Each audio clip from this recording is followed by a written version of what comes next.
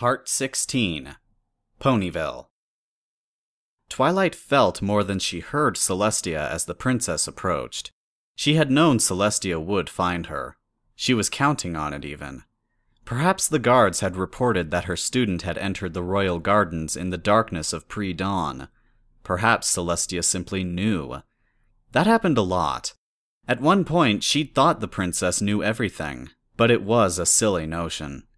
Just because she always seemed so safe and strong, so in control, she was supposed to be omniscient? She knew better now, and she wished she didn't.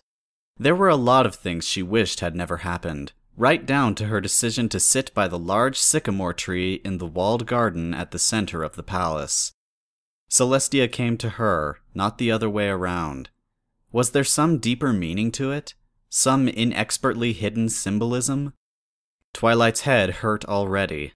She looked over her shoulder to see Celestia standing nearby, as tall and regal as ever, but with a respectful distance between them. Behind the alicorn, in an open doorway on the far wall, a shadow trailing the stars of night disappeared out of sight. "Twilight," Celestia said by way of greeting. "No, my faithful student." At least Celestia knew how trite those words would feel. "Princess," Twilight responded, dropping her gaze. She'd stopped feeling cold long ago. At least there was no wind here in the center of the palace grounds. "What brings you here at night?" Celestia asked, sliding closer with that untouchable grace. There was no trace of emotion on her face, not even her usual gentle and warm smile. The words pretended at normalcy, even if her expression did not. Just like last time, Twilight wanted nothing more than to hug her, to bury her face in her coat and apologizing without knowing what she was apologizing for, to pretend all was well. Then what? She'd go back home, and the slow dread would return, throwing her into another useless pastime until the doubt choked the life out of her and made her return for another bout, none of which would get her friends back. "You lost," Twilight said. The words tumbled out before she even planned to speak, snuck her brain by before she managed to give them proper shape. "You lost to Chrysalis. You couldn't stop her, and neither could we. Now Applejack and Fluttershy are gone, and you can't do anything," Twilight continued, her voice trembling. "I don't know what I'm supposed to think about that, and that scares me. I know you aren't immortal, that you're not eternal. It doesn't add up. I don't know what I'm more afraid of. That you might be lying to me now again? That maybe you can help but just don't want to? Or that you're telling the truth," Twilight whispered, clutching her stinging eyes shut. "I feel so stupid. I feel betrayed, but I have no right," she said, sniffling. "I haven't talked to you for weeks, and all you do is send the same letter over and over again, asking how I'm doing, but I don't know." "So you do read them," Celestia commented with an arched brow. "How can you joke about this?" Twilight said, her voice a little louder than she had intended. "Would you even be here if Luna hadn't put you up to this? I'd be sitting here for hours, wouldn't I?" Celestia winced as if struck, and Twilight's stomach clenched at the sight. The gamble, the little guesswork turned stab had hit home. Never before had she so fervently wished she could take back words, but she couldn't even make herself apologize. She merely stared as Celestia worked her jaw soundlessly. "There is no place I would rather be, Twilight," Celestia finally said. "Here, with you in the garden, it is where I want to be, and definitively where I need to be, as my sister convinced me. But in this situation, no." "And what situation is that?" Twilight asked, her voice dead and ashen to her own ears. Celestia smiled at that, of all things. With great care, the alicorn princess lay down next to Twilight, first on her haunches, then reclining in a half-circle around her, dry leaves rustling in the darkness. With the princess facing away from what little light there was to be had here, Twilight could barely make out her face. "Of having to tell you what your brilliant mind already knows, but needs to hear from me. Having to admit to you, of all ponies, the thing that I would rather never have to say, that I am just a pony with flaws and limits. Twilight nodded numbly. I knew that. And you also knew that when I gave the elements to you for you to keep safe, it was because I trusted you, Celestia added. That worked out well, Twilight grumbled, but Celestia reached out with a wing to raise her muzzle back up, forcing Twilight to look at her. Yet, I have never admitted to you that I need you, Twilight Sparkle, and that's doing you grave injustice. Twilight swallowed. Perhaps it was meant as praise, but all it did was fill her with a sense of dread and unease. Despite this, the princess glowed with the same warmth and power she always had, and the touch of her wing did much to chase those worries away. That should be a good thing, I guess, the unicorn said, trying once more to look away, but the princess held her fast. You've grown up, my faithful student, Celestia said, her voice softer now by far. A good teacher will always learn much from their students, but calling you an apprentice, a student, or anything of the like is folly. It's time you stopped trying to make me something I am not. I am no goddess. I have thousands of years of experience, but even before my fight with Chrysalis, I've had battles I could not win. Not alone.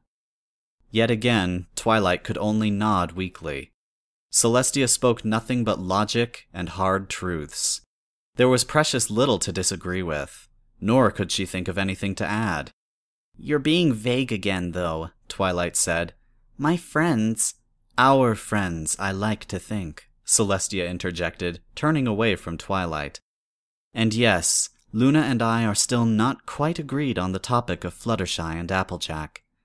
Meaning you could do something, but you aren't, Twilight commented. Her fears verified, she suddenly felt hollow. The fatigue she'd been repressing for weeks made itself known and demanded payback with interest. She struggled to stand, but her legs had fallen asleep, and all she managed was to unbalance herself, nearly falling over on her side. Sit still and listen, Celestia said. With her eyes in shadow, it was hard to tell whether it was a command or a request, but Twilight slumped and did just that. Do you remember the day of your birth, Twilight Sparkle? Celestia asked. Excuse me? Twilight replied, but before Celestia could reply, she held up a hoof. No, I mean, you're obviously trying to make a point, and no, I don't. I don't think any pony does. I do not either. Nor do I, as is the case with you, I suspect, remember in detail things that happened long ago. Can you tell me who was present at your 6th birthday? No, but I can probably remember bits and pieces and deduce much of it. Assume, guess, and narrow it down through logic, Twilight retorted, curious despite herself. How exactly is this relevant? Because the same is true for me again. I may be no goddess, but I am many thousands of years old. The oldest legible book in the royal archives is 4,500 years old. I'm older than that, but details are hazy, washed out. If I were forced to recall with perfect clarity every moment of my life, I would probably be lost to madness by now. I remember the big picture and major events. I remember standing side by side with Luna as we rejected King Darkheart's demands on the steps of the old castle 2,003, maybe 400 years ago. Things like that. All things considered, I believe Equestria does not suffer for it. The kingdom prospers. Twilight nodded, feeling a slight chill that had nothing to do with the cold autumn night. In obsessing over Celestia's nature, busy to tear her from the throne of godhood, it was easy to forget how vast the gulf between them still was. Celestia peered skywards as she paused for breath. Details are lost, but certain things take the place not of memory, but of purpose. Some traits are intimately tied to who we are. Identity, I suppose. Some ponies feel this more strongly than others. You 6, the elements of harmony, you are such ponies. I shall speak not just for myself, but for me and my sister both, for we are the same. We may not remember, but we know what we are. Our earliest memories are of Equestria, because it is who we are. We are tied to the land, because it is all we've ever known. We are Equestria, and Equestria is us. I am sorry to disappoint you in that I can't be more precise, but it is simply our nature. When she finished speaking, Celestia was looking straight at Twilight, as if she expected a response. "And you are telling me this," Twilight said, piecing it together as she spoke. "You're saying you've never been outside of Equestria. You're saying—" She choked. "You're saying you're afraid? You think you could do something to help Fluttershy and Applejack, but you're not because you're afraid?" Celestia frowned and lowered her muzzle, a half-nod frozen. "I am saying that I am reluctant to leave my seat of power because I do not know if I will survive it, be that on a metaphorical or a very physical level. The border of Equestria is all I know, First Hoof. Much is at stake." Luna disagrees. "Think less of me if you will, but not her." Twilight shook. Slowly, painfully, she stood, her voice reduced to a croak. "You're afraid," she repeated. "You could help, but you won't because you're afraid. I don't understand." Celestia lay quiet. If not for the subtle movement of her form moving with breath, she may as well have been a statue of an alicorn frozen in an expression of trepidation. Twilight backed away, one step, then another. "Would you like to know why?" Celestia asked, her voice barely louder than the rustle of leaves and Twilight's soil-muted hoofsteps. Twilight closed her eyes and gave a shuddering sigh. "I'm not sure I can deal with any more revelations tonight. I should get some sleep, and if I'm not mistaken, you should raise the sun about now." "The sun will keep. Would you like to know why?" the princess repeated, following her with her gaze as Twilight made for one of the many doors that led into the palace. Twilight would have ignored her, mumbled an apology and left, were it not for how thin and frail the princess's voice sounded just then. The unicorn stopped on the spot and bit her lower lip, nodding once. "I've never before been afraid." Celestia rose to stand as she spoke, brushing leaves off her sides with her wings. "I've never had an issue with admitting my limits. That's one thing. I've also never before in all my years been in a position where I could not accomplish from my throne in Canterlot what I needed to do, but nor would I have hesitated to cross the border if I truly needed to either. Trust me when I say that Applejack and Fluttershy matter a lot to me, too. This is one such situation.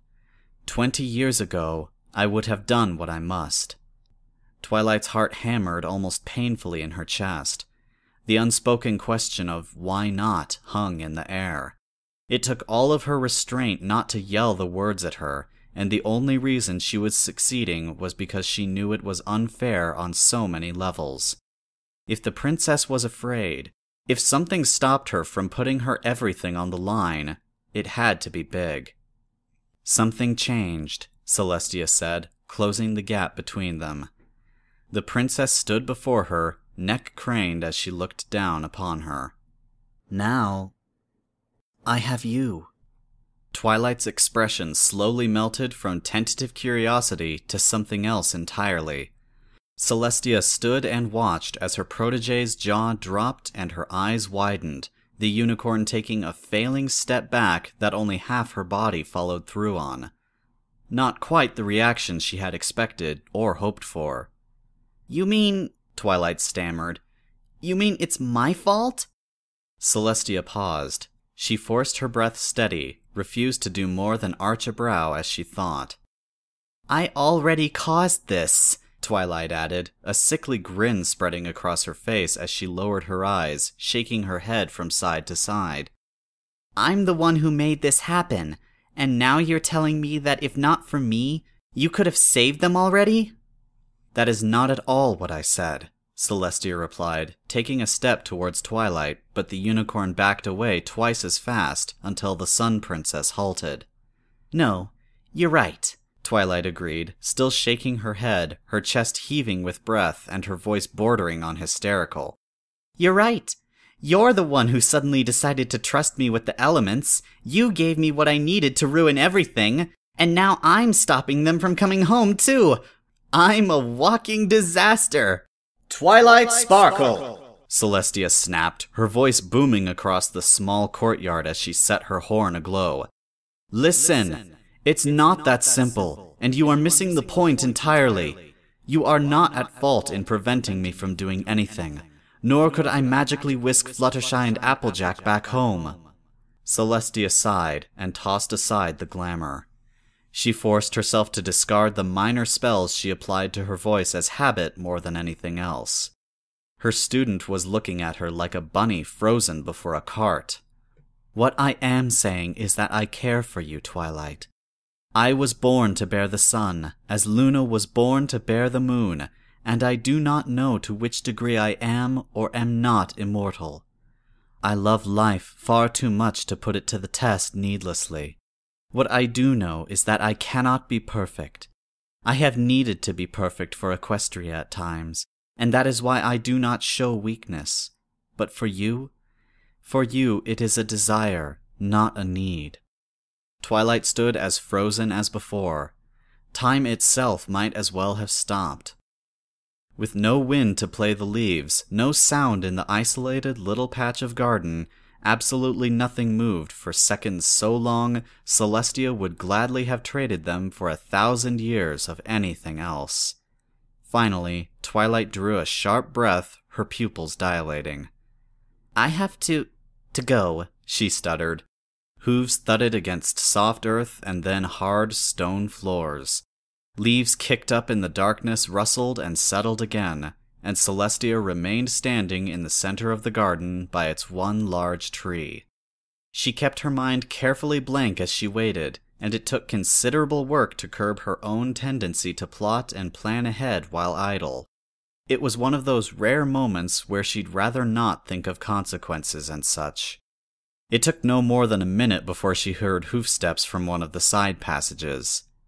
You may as well drop the act. I know you have been listening in, and yes, that could have gone far better, Celestia murmured as Luna stepped into the courtyard.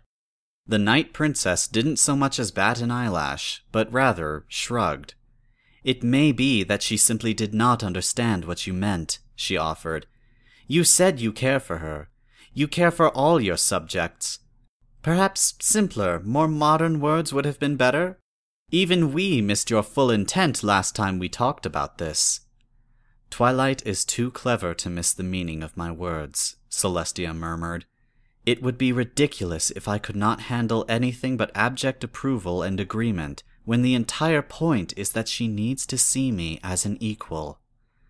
She needs to respect you as a person, and not as a princess, and you need to respect her as a pony, not a student, Luna nodded, crossing the distance between them and giving her a brief hug, neck to neck.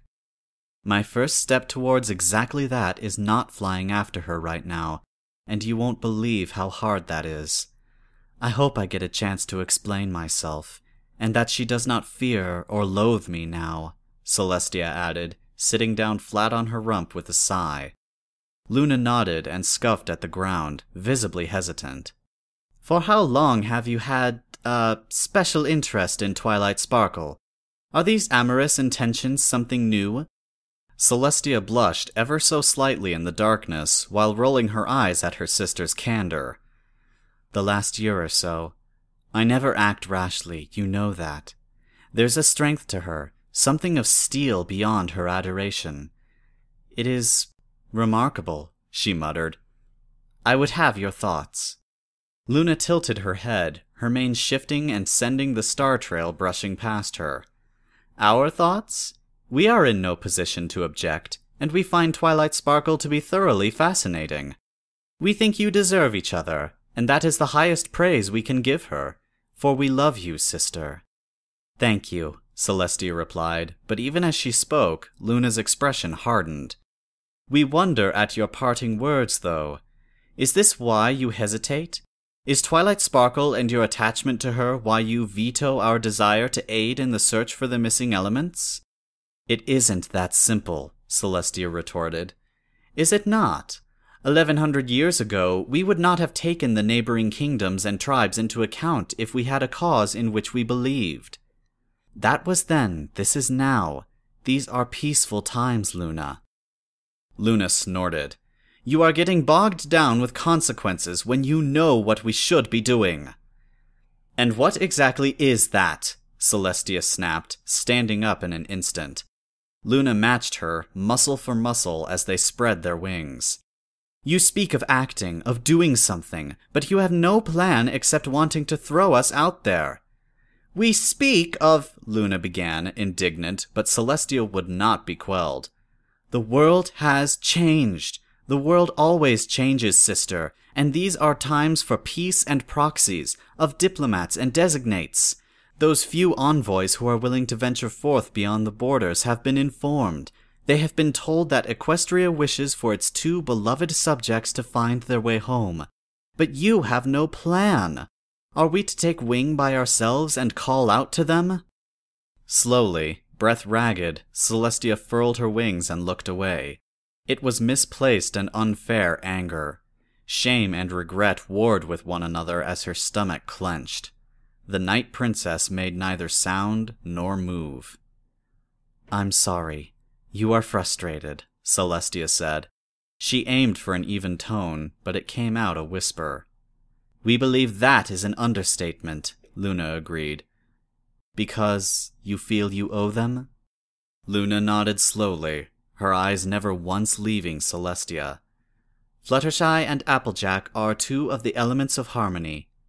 They saved us, and they carry no grudge. The Night Princess's eyes glinted in the darkness as a frown crossed her features. Perhaps that is it, then. You forget what we owe them. Perhaps you are content and free to bank on them finding their way back home, but we are indebted. Content? Celestia repeated. You forget that I owe them the same. I have my sister back, and you suggest that I am sitting here idle because I am content? You forget perhaps that I planned for your return from the very day you were banished. Apologies have been made and it is done with, but if you doubt that I wish them returned, you doubt my love for you. Luna shifted. Perhaps we misspoke, but we do not expect that we will be anything but restless until Applejack and Fluttershy are both safe and sound. If not content, you at least seem resigned. Celestia puffed out her cheeks, but there was no counter to be found, no reply to be had. Mercifully, one of the windows in Ponyville's library were open. It shaved a good half-second off Rainbow Dash's not-quite-planned route as she slipped in and landed in the middle of the main floor. It was nearing noon already, and flying the Ponyville-Cloudsdale route twice in quick succession could wear down even the toughest of Pegasi. Perhaps, under usual circumstances, Rainbow Dash herself would have felt the strain too, but sleep and rest were easily the furthest things from her mind. "Hello?" a voice called from the kitchen. A moment later, Spike stuck his head around the corner, giving the Pegasus a quizzical look. "Oh, it's you." "Hey, Spike," Dash said by way of greeting as she made for the stairs. "I need to talk to Twilight. Now." Sure. Except you're going the wrong way. She's down in the basement," Spike explained as Dash put her forelegs on the stairs leading up to Twilight's room. "She just came back from," he continued, but whatever he was saying was lost to Dash as she flipped around and galloped through the open cellar door. If Twilight had broken out of her stupid reading binge, good. Better, at least. Dash kicked off at the top of the stairs and pumped her wings, jetting down the narrow hallway and over the railing. Glancing about the deceptively large cellar area, it was a simple matter of following the noise and the telekinetically flung odds and ends to find Twilight herself. The unicorn stood amidst slanted bookcases and open crates, magically hovering dozens of objects around herself as she inspected them, occasionally flinging one over her shoulder and bringing out another one. Hey, Twilight! Dash called, ducking under a large pocket watch that whizzed past her. No, Twilight murmured. Twilight? Dash repeated, hovering right behind the unicorn. The only reply she got was a musty old book bouncing off her forehead. This one'll come in handy, the unicorn muttered as she gently deposited another book by her feet. Now, where? Hey, Egghead! Dash snapped. Wake up! Every single item Twilight had been holding dropped to the ground with a terrible clatter, the purple mare spinning around and backing away all at once. Her eyes were wide with fright, and she was heaving for breath, and it didn't take a lot of detective work to realize something was wrong. There was always something wrong these days, but this was new. Twilight's eyes were rimmed with red, and she didn't even complain that Dash had frightened her. Even as she finished that thought, Twilight lit up her horn again and began sorting through the items again. Hey, sorry. Have you been crying? Dash asked, trying her best not to make it sound like an accusation. I don't know, Twilight muttered, blinking heavily and looking away. Have you seen a book called Wayfarer's Guide here somewhere? No? Listen, I came here because I need a map, Dash said. Like, one of the big ones with pictures and stuff. Not just Equestria. Bigger. Map size doesn't have anything to do with its scope, Twilight replied, for one moment sounding almost like herself as she lifted the top off a crate and levitated out a stack of musty old books and lengths of cloth. Dash sighed and blew a strand of her mane out of her face. I don't speak Mapese or whatever. I just need one, okay? I'm done waiting. Twilight paused at that, her cracked and abused eyes trained on Rainbow Dash in silence for so long that the Pegasus began to fidget. You want to leave. To go search for them, Twilight said. Yeah, Dash replied, swallowing. This is dumb. I'm not gonna sit around. Me too. Rainbow Dash rolled her tongue around in her mouth. Right. Cool. So why have you been crying? What's that around the base of your wing? Twilight countered with a small smile. Dash scratched at her nose and refurled her wings. Every time she did that, she could feel the bracelet against her wing. Her cheeks heated up. I'll tell you over lunch or something. Point is, you should have told me. I'm in. I bet you Rarity and Pinkie Pie want to come along too. I didn't want to get you involved, Twilight muttered. Hey, we're a team, right? Dash asked, grinning. Now, let's get that lunch.